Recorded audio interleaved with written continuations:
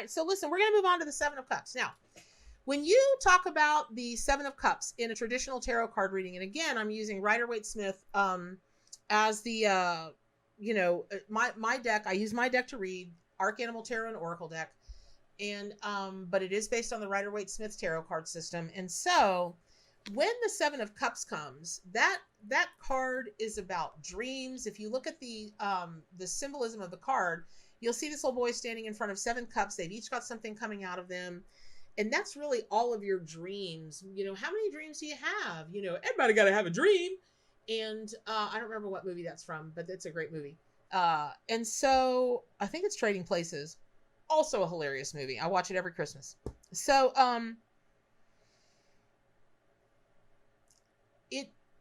it can also be about deception. We can get so carried away with this one thing that we don't get what we really want, what our dreams really are, or why we really have those dreams. Now, remember that the cups is part of the minor arcana, and the suit of cups symbolizes your emotion. It's the most immature of all of the suits, right? Pentacles being the most mature, because Pentacles is what brings in the earth, air, fire, water, spirit, and blends. It's a holistic card, right? And then somewhere in the middle, the debate ranges, you know, the debate is our swords fire or are they air? Are wands fire or are they air? I don't get caught up in all of that. You decide for yourself. And for me, it's different in each reading. But what I know is that a whole bunch of y'all in here, you needed this morning, you needed the cart put in front of the horse, because you needed to know that whatever this is that you're concocting or dreaming up is going to happen. Okay. But the Seven of Cups asks you to now put the horse in front of the cart because it's inverted. Now, overall, the symbolism, the tarot card meanings of the Seven of Cups is that it's about passion that gets your motor running, right? Okay, but you've got to use it wisely or it'll consume you. It's like gasoline. Okay, look, you put a bunch of gas in your tank and it'll take you from New York to Philly, and then you got enough gas left to explore around the city, right? Great. But you spill it on the ground and somebody lights a match and it's over. Let me just say to you all, spiritual workers, light workers, counselors, nurses, massage people, if they're not careful, definitely counselors, psychic, you know, anybody in any kind of healing modality, or anybody that is an empath, which I contend that every single living thing is empathic. It's just the degree to which that you are, or you want to be, or you be open. Okay, we'll get into that story another day. That said,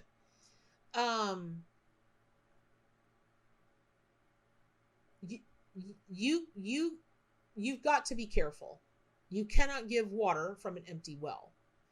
And when that well is empty, it's the same as if somebody poured you out on the ground like gasoline, right? That gasoline that you had, that gas in there was fueling you, you overflowed. Now you're all diluted, running around on the ground, and somebody goes, pfft. Case in point. You know, I know other readers don't share personal things. I know that. And there are some people that have written me and said, you know, it's not really professional. To who? Here's why I think it's professional. Because I'm no spiritual leader at all. I don't aim to be. I don't intend to be. It's not what I claim. It's not what I do. I'm just Bernadette, and I do the work that I do. And I'm telling you, ain't none of y'all ever made a mistake that I probably hadn't made. Ain't none of y'all. Or some version of that mistake. And there are, I believe, spiritual leaders who truly have gone through this lifetime making a lot less mistakes or less great choices, less not great choices, but they're few and far between. And most of us come to this work because we're wounded healers. That's a fact. We've been through something traumatic, probably a number of things traumatic, whether self-created or whatever. And you wouldn't be doing this. And so the desire to help others, to help them learn, to help them experience the healing that it can drain you right out, to the point that yesterday, and I just feel like it's more relatable if I tell y'all personal stuff. So if it seems unprofessional, I got nothing. It's what I do. It's how I'm going to do things. It is what it is. Yesterday, I sat down in my chair. Okay, mind you, it was my big comfy recliner. I'm just going to take 5 minutes. I woke up at 3 o'clock in the morning. 3. grabbed my dog, crawled to bed. Thank goodness I set my alarm. Oh, wait, my alarm is my cats. I don't really have to set them. 6:30 this morning, they woke me right up. But yesterday I had just run out of gas. So I'm telling you, when I see this card, I always know that whatever the person is involved in, they're fitting to, or they're about to, or they've run out of gas. So when this card is inverted, there are a couple of things going on here. Now, again, going back to the traditional tarot card meanings of the Seven of Cups, it's just a beautiful card. It ties in so perfectly and amazingly with these other two cards for this reading today. And again, if you're watching this video, and I'm recording this video at June 18th on 2021, it may be 2022. It might be 2030 and you're watching this video or beyond. Believe me, you were supposed to see this at right this moment in your life for whatever the reasons are. It's meant to be. You're supposed to take away from it, right? Meaning get the lessons, get the omen, get the whatever. Okay. Fantasies are not the same as dreams. And so the Seven of Cups really asks you to consider, with whatever you've got rolling around in your head that makes you smile or gasses you up, revs your engine, ignites your passions. Are they fantasies or are they dreams? And really, the choice is yours. The choice is yours, as long as it stays in the light. Don't make me go into an explanation about that. I know you know what I mean. As long as it stays in the light. Now, you can have all the ecstatic fantasies you want as long as they stay fantasies. Case in point. Now, I'm not a big sports fan, but let's say I woke up tomorrow and said, I really feel like I'm called to be a professional women's basketball player.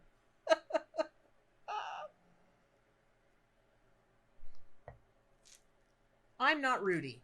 Okay? You know the movie Rudy? He wasn't the right size. He didn't whatever, but he was a guy and he was the right age and whatever, and he worked his patootie off. It's a true story, and he became a football player. It's what he wanted. That's not a fantasy. That's somebody who's ready to do the work, which is what this card means in this reading today, because remember, for today, the Seven of Cups came to you inverted. We're going to get a little more about that. But if you're doing that's not going to happen. It wouldn't matter how much I practice, how much this, I'm not ever going to become a professional female basketball player for any myriad of reasons. The first of which starts with, I'm a terrible sports person. Now, you give me a tetherball or a badminton, I'm on it. Anything else, it's a hot mess. Oh, I'm a hot mess. Okay, but the Kabbalists call the Seven of Cups tarot card the Lord of Illusory Success. And it's a double, triple-edged thing, meaning don't get caught up in what you think that you're being called to do that's really just a fantasy. But neither should you think that your dreams are just fantasies and not make them come true. That's the whole point of this card. You've got to figure it out. Because what you think is a dream that's really a fantasy could turn into your biggest nightmare. No joke. I know people that are in their 60s, living in Hollywood, still living stories of how a studio stole their story, or so-and-so got a role over them when they were in their 20s. It's 40 years later. Get over it. Now, those were not illusions that they had. That's what they never got. They had excuses why they didn't make their dreams come true. That's not an explanation. An explanation is not the same thing as an excuse. It's just not. So that's on them. Maybe somebody should have drawn the Seven of Cups tarot card for them, and if they were in the place to hear it. Now, in this card, Venus and Scorpio, again, cups are about the emotion. So in the Seven of Cups tarot card, you've got Venus and Scorpio, and now that's infusing your consciousness with overpowering emotion. Excellent. You ever wanted something so bad you could literally taste it? Like literally? That's the energy of this card. That is the energy of the Seven of Cups card. Now, it might all end up being smoke and mirrors, but that's where you've got to make the decision. You've got to get the download from the divine, right? Clouds on this card, they symbolize divine communication. You know, in other cups cards and all the other suits, but in all the other suits, in the suit of cups, They warn of illusion and deception. So anytime you're working with any of the minor arcana, the suit of cups, any clouds you see, that could be warning you, alerting you to self-deception. Don't do it. Now, the cups on the left are filled with symbols of like material things, sex, security, wealth. The ones on the right in the Seven of Cups, that's about your emotional needs, knowledge, power, success, safety, whatever. But the cup in the center of the Seven of Cups is the most dangerous because that contains the illusions of spiritual enlightenment. The female figure in the cup is veiled, very much like the High Priestess in the Major Arcana, but her red aura shows she's only a projection of her own desires. It's much easier than you think determining between a real dream and an illusion. And in one of those ways is if it's still real, it will be there tomorrow. Nothing will deter you. Unless I love to live in fantasy land. I fantasize every day that I have a bear sanctuary and every day I'm surrounded by bears and bears and bears and bears, and they're protected and they're saved and they're, living their life in ginormous enclosures where they're free to roam for acres and acres and acres. And, and one day when I'm 110, somebody walks in and is like, where's Bernadette? And they find me, dead in one of the fields with the bears just sitting by me. That's a fantasy I live every day. It's not a reality, right? Okay. It's not a reality. Now, let me just say this. I want to go back and I want to say this again because this card is a very big deal about this. The Seven of Cups, the center of the Seven of Cups is the most dangerous card of all. It contains the illusion of spiritual enlightenment. Okay. You may think you're spiritually enlightened, but I find that many people, in my experience, in my reality, that have thought they were spiritually enlightened were actually very passive aggressive. Very passive aggressive. And they would use, unbeknownst to them sometimes, most of the time, they would use what they think is their heightened sense of spirituality. They're at a higher level than you are. So they're going to talk to you in very simple spiritual terms like, let me think for a minute. Let's say you're talking about something that's come up in your friendship. And they say something like, I can see you're very triggered by this. I can see this makes you angry because of X, Y, and Z. So I hope that what I'm about to say will help, soothe that anger or this and this, and they come out with some kind of spiritual anything. You have no idea what triggered me. No, you don't. I'm not there for a psychic reading. We're having a discussion.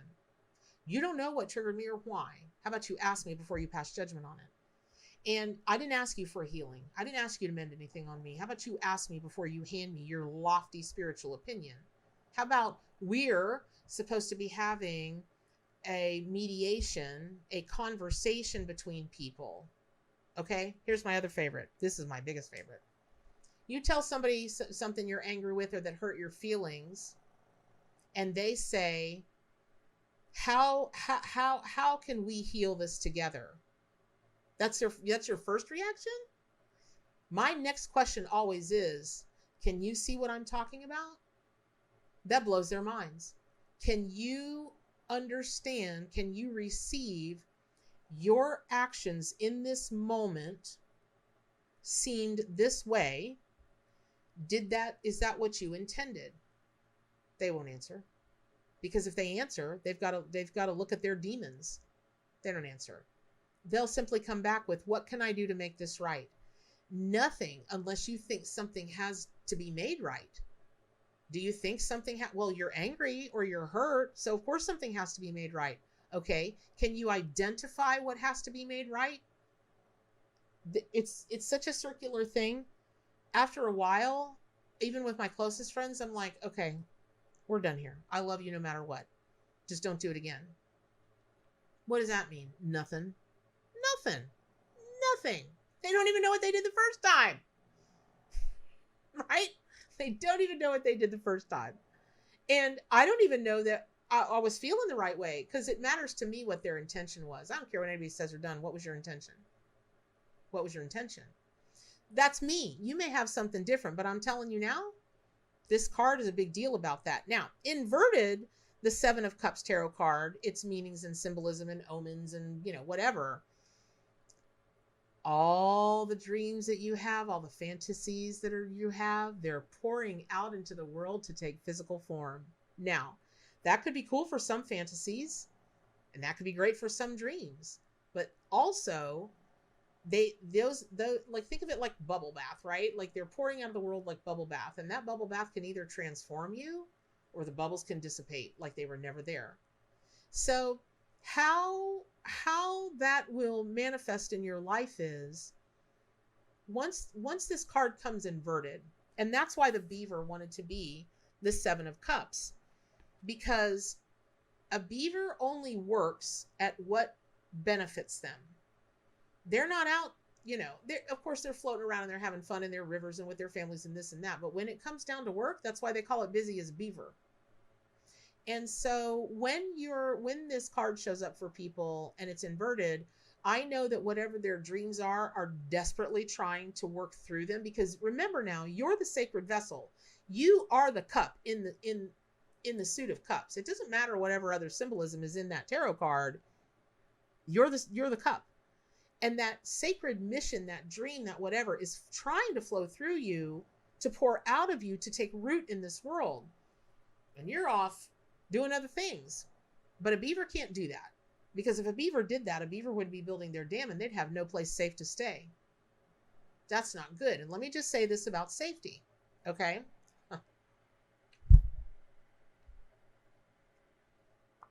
Pardon me.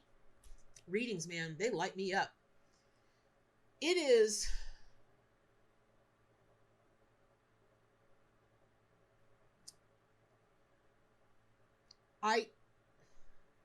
I'm just going to say it. You can't know what it's like to grow up a poor child. Well, you might know what it's like, but in the South, and your mom was divorced and you grew up in the deep South, and then you start telling people you want to go to Hollywood and be an actress, and you're fat and you've got crappy clothes and your hair is always a hot mess and you've got cystic acne. Yeah, that was me. And now I'm telling people I want to be an actress. Okay. Can you imagine the ridicule? Can you imagine? Fortunately for me, all it did was piss me off. Ooh, that disturbed the demons of this triple Scorpio. But that was on the outside. On the inside, I really thought they were right. And I had no confidence in myself. I didn't believe, I didn't this, I didn't that. And a number of things changed in my life to convince me differently. And I went on to live very much of my original dream. And I will be grateful for that every day in every way, especially to my own spirit. And that is what the Seven of Cups, when it's inverted, it is asking you, it is showing you, it is portending, it is prognosticating, it is giving you the omen that when you know what your real dream is, you've got the enormous reservoirs of energy inside of you. You may not even have known they were there.